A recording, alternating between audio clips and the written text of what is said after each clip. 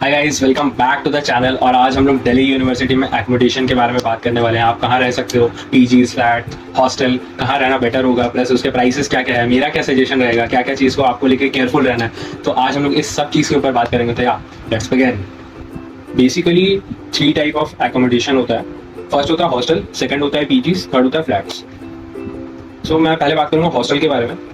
Hostel 2 type का होता है। एक होता है कॉलेज का हॉस्टल, मतलब कॉलेज का अपना हॉस्टल है, और दूसरा होता है यूनिवर्सिटी का हॉस्टल, जो कि डीयू का हॉस्टल है। सो अगर आपको कॉलेज में हॉस्टल मिल रहा है तो आपको ज़रूर जाना चाहिए हॉस्टल में।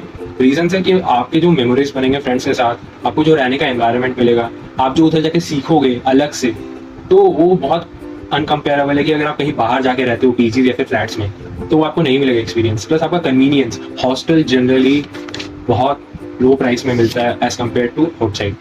मतलब आपको रेंट, जो आपका हॉस्टल का फीस होता है वो कम होता है जनरली, जो पूरे साल का एक्चुअली आता है हॉस्टल का, तो वो जनरली कम होता है। तो आप अगर बाहर में रह रहे हो तो आपका ज़्यादा एक्सपेंस पड़ जाएगा। बट अगर आप हॉस्टल में रहोगे तो आपका उससे बहुत सारा कॉस्ट बच जाएगा। आपका ट्रैवलिंग कॉस्ट है, आपका टाइम है, वो सब बच जाएगा। तो वो चीज़ है हॉस्टल में। प्लस आप दिन रात मतलब कॉलेज में ही रहोगे, तो आपको अगर कुछ भी, अगर मानो फ्रेंड्स के साथ कहीं खेलना हो गया है, फिर मतलब कुछ भी हो गया, तो वो चीज़ आपको बहुत कन्वीनियंट है। मैं पर्सनली हॉस्टल में रहा हूँ, मुझे पता है यार, बहुत मतलब बहुत बहुत ईजी हो जाता है यार लाइफ, हॉस्टल में बहुत ईजी हो जाता है। बट एक चीज़ है कि कर्फ्यू टाइम होता है हॉस्टल में, कि मतलब आप रात को नहीं निकल सकते हो, मानो 10 बजे के बाद या फिर 10:30 बजे के बाद, तो उसमें कोई ज़्यादा कुछ वो है नहीं। ठीक है, बॉयज़ हॉस्टल का मैं बात कर रहा हूँ, गर्ल्स हॉस्टल में टाइम थोड़ा कम होता है। तो ये चीज़ है। अच्छा, अगर मैं बात करूँ यूनिवर्सिटी हॉस्टल, तो अगर मैं अंडर ग्रेजुएट स्टूडेंट, जो कि आप लोग हो, अगर आप लोग को यूनिवर्सिटी के हॉस्टल में एडमिशन लेना है, तो यूनिवर्सिटी के लिए कोई ऐसा मतलब हॉस्टल नहीं है। जो भी है वो पोस्ट ग्रेजुएट बॉय स्टूडेंट्स के लिए हॉस्टल है, बट अंडर ग्रेजुएट स्टूडेंट्स के लिए नहीं है। As per as my knowledge नहीं है, मैंने रिसर्च किया था, मुझे नहीं मिला। ठीक है। अच्छा, सेकंड हो गया कि गर्ल्स के लिए। हाँ, सो गर्ल्स के लिए यूनिवर्सिटी के साइड से हॉस्टल है। उसका नाम ही है under graduate students house for women, hostel for women. ठीक है। सो आप वहाँ एडमिशन ले सकते हो गर्ल्स स्टूडेंट्स। सो वो पूरा डेडिकेटेड है। Second should be PGs.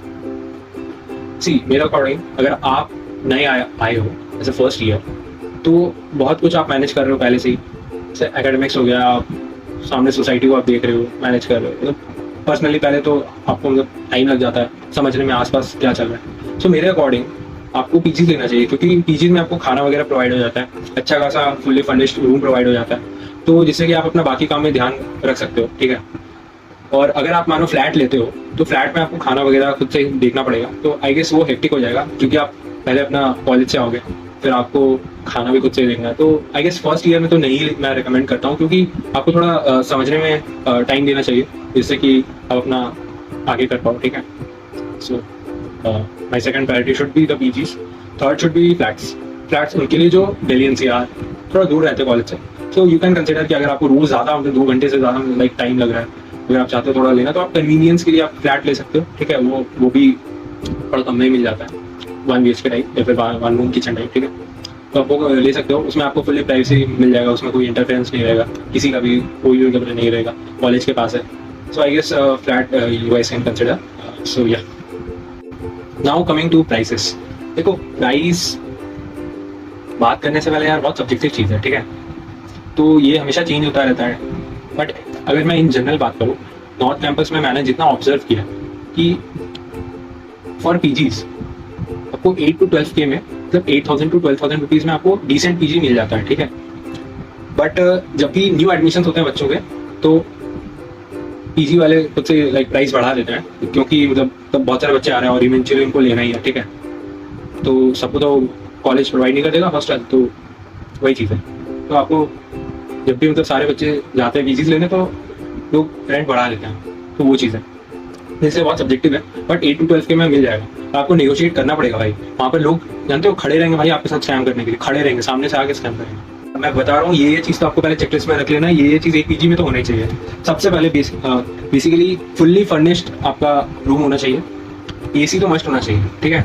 AC होना ही चाहिए। मैं क्यों बता रहा हूँ, क्योंकि दिल्ली में इतना गर्मी होता है भाई, रहना मुश्किल हो जाता है यार, मतलब कॉन्सेंट्रेशन नहीं चला जाएगा। एक चीज़ है, एक टाइम का इतना गर्मी लगेगा, एसी रूम ही लेना। अब जिसको अगर मतलब पूरा ही प्रॉब्लम है एसी से, तब आप देख सकते हो अपने अकॉर्डिंग। क्लीन आरओ वाटर, भाई पानी तो मतलब कॉम्प्रोमाइज़ कर ही नहीं सकते हो। ठीक है। आप दूसरे स्टेट से आ रहे हो, प्लस आपका पानी भी चेंज हो रहा है, साफ पानी नहीं पियो भाई बीमार पड़ जाओगे। ये चीज़ हुआ है, बहुत लोगों के साथ हुआ है। पानी को मतलब देख लेना भाई, पानी में कॉम्प्रोमाइज ही नहीं करना है, साफ पानी होना चाहिए भाई पीने का। और 24/7 वाटर सप्लाई होना चाहिए विथ अटैच वॉशरूम। आपके रूम में अटैच वॉशरूम होना चाहिए। बहुत सारे पीजीज प्रोवाइड कर देते हैं भाई, बहुत ऑप्शंस है, बहुत सारे पीजीज हैं, एक्सप्लोर करो, मिल जाएगा। मैं आपको कुछ रिसोर्सेज भी बताऊंगा, ऑनलाइन पीजीज या फिर फ्लैट्स कैसे सर्च करना है वो भी मैं थोड़ा बता दूंगा, ठीक है। अच्छा, आगे वाईफाई होना चाहिए, गीजर होना चाहिए वॉशरूम में।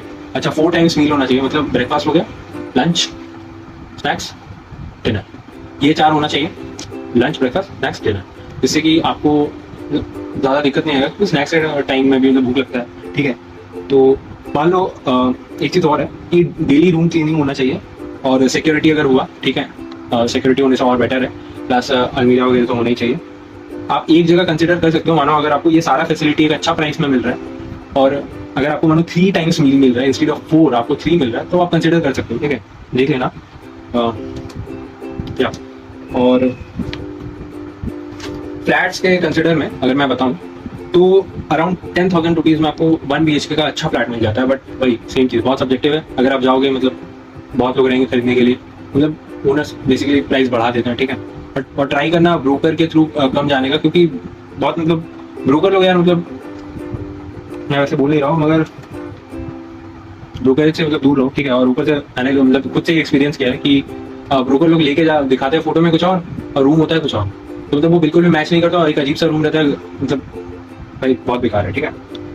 फ्लैट में आप कंसिडर कर लेना कि गवर्नमेंट मीटर मस्ट होना चाहिए, क्योंकि गवर्नमेंट मीटर में आपको अप टू 200 यूनिट्स फ्री मिलता है। मतलब आपको वो जो यूनिट का पैसा है, जो आपको 200 यूनिट उठेगा, वो आपको नहीं पे करना पड़ेगा, ये गवर्नमेंट के साइड से। तो गवर्नमेंट मीटर मस्ट होना चाहिए, जो फ्लैट ले रहा है। फुल्ली फर्निश्ड रूम होना चाहिए, 24/7 क्लीन वाटर सप्लाई होना चाहिए, आर वाटर सप्लाई होना चाहिए, AC गीजर होना चाहिए, अलमीरा होना चाहिए, वॉशिंग मशीन बहुत सारे फ्लैट्स में मिलता है, तो वो भी देख लेना, वो बहुत सही होगा। फ्रिज वो होता है, ठीक है।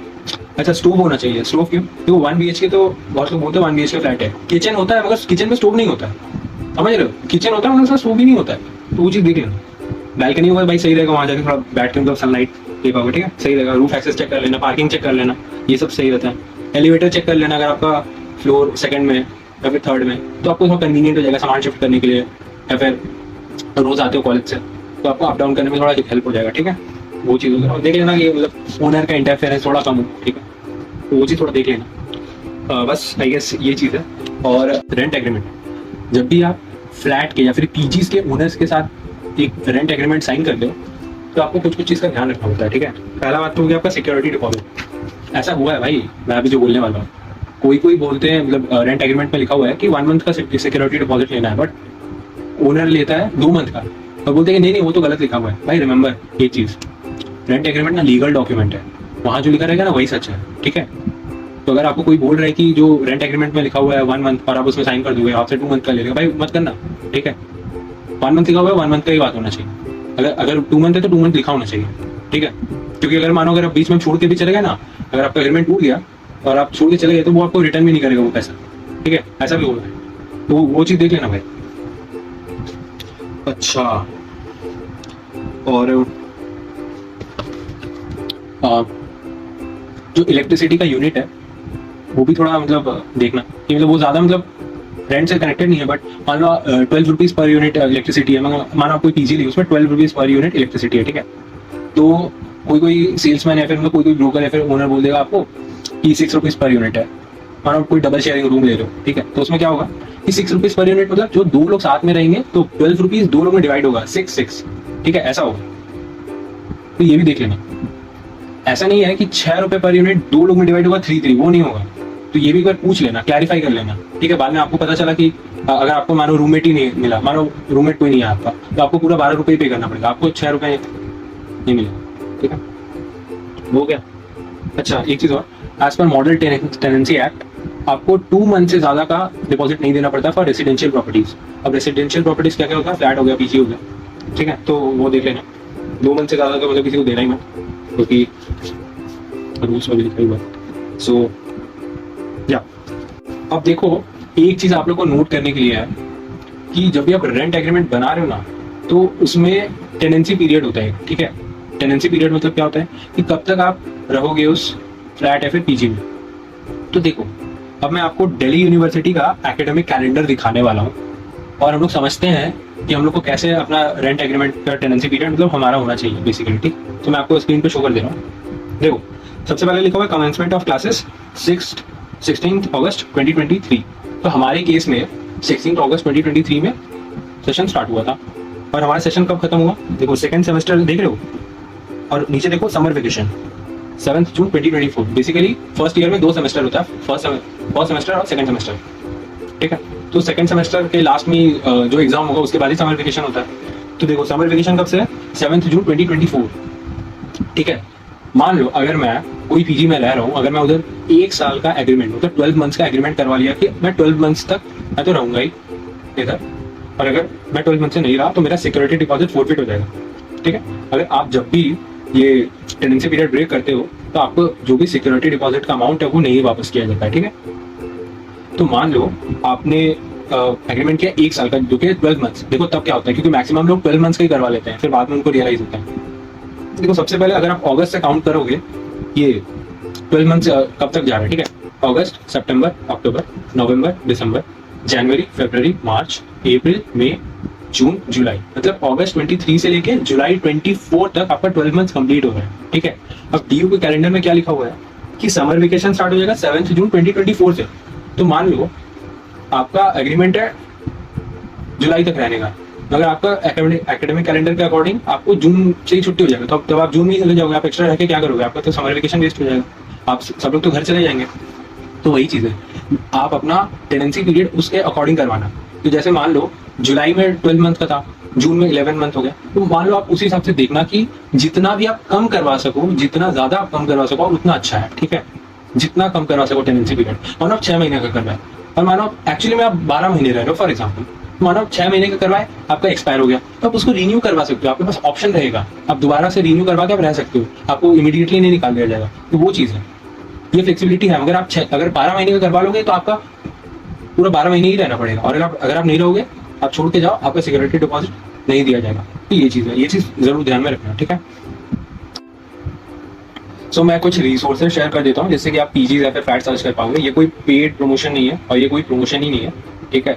सो देखो सबसे पहले आप कुछ रियल एस्टेट वेबसाइट का यूज़ कर सकते हो, जो कि हो गया मैजिक ब्रिक्स, हाउसिंग.com या फिर नो ब्रोकर। ये सब कुछ अच्छे वेबसाइट्स हैं जहाँ पर आप पीजी या फिर फ्लैट सर्च कर सकते हो। सेकंड हो गया आपका डीयू बडी, एक नाम का एप्लीकेशन है, प्ले स्टोर पे आप जाके सर्च करोगे तो वहाँ पर बहुत सारे पीजी लिस्टेड है और वो सब वेरीफाई करके ही डालते हैं, तो वो आप चेक कर सकते हो थोड़ा, ठीक है। आपको यहाँ से हेल्प मिल जाएगी। So now let's come to मेरे सजेशन क्या रहेगा। मेरा सजेशन तो यार मतलब फर्स्ट प्रेफरेंस तो हॉस्टल ही है, हॉस्टल लेना ही चाहिए, हॉस्टल इज बेस्ट है, बेस्ट।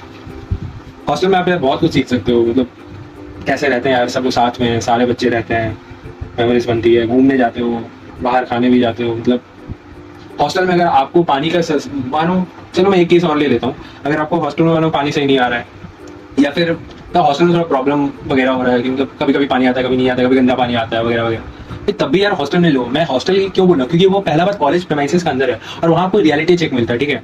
वहाँ पर सब लोग, सारे बच्चे आपके साथ वाले आपके साथ ही रह रहे हैं, वो आपको वो आपको पर्सनल डेवलपमेंट में हेल्प करता है, इसलिए आप हॉस्टल तो लो ही, चाहे उसमें कोई भी फॉल्ट हो। मेरे हिसाब से फर्स्ट ईयर में हॉस्टल तो लेना ही चाहिए, उससे इंसान बहुत कुछ सीख सकता है। मगर अगर आप कॉलेज के बाहर हो तब मैं ये चीज़ रिकमेंड नहीं करूँगा, ये सब में कॉम्प्रोमाइज़ करो, ये सब फैसिलिटीज़ में। तब आप जो मैंने बताया अभी फैसिलिटीज़ पूरा फॉलो करो और वो देख के लो। But hostel should be first preference अगर है आपके कॉलेज में, मेरा तो ये रहेगा ओपिनियन। फिर आप ले सकते हो पीजीज, फिर फ्लैट्स। सो या दैट्स प्रीटी मच। सो कोई भी अगर डाउट हो गया हो, अभी भी रह गया हो, तो कमेंट कर देना, मैं रिप्लाई कर दूँगा। Thank you so much, all the best.